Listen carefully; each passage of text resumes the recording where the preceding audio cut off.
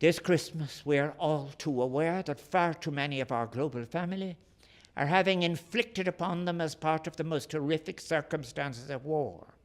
circumstances that less and less respect civilian rights and that force endless displacement.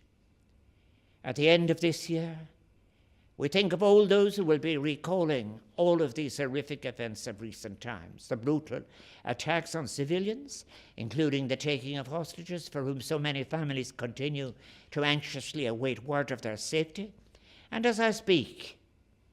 so many deaths of the most vulnerable remind us of what was released by way of a response that has transcended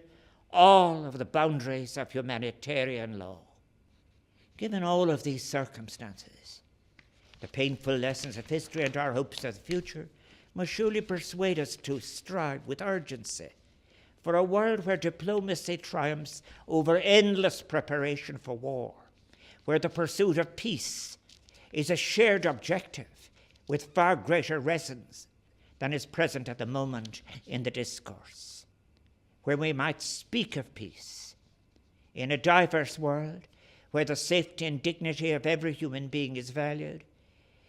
This is now our best hope and preparation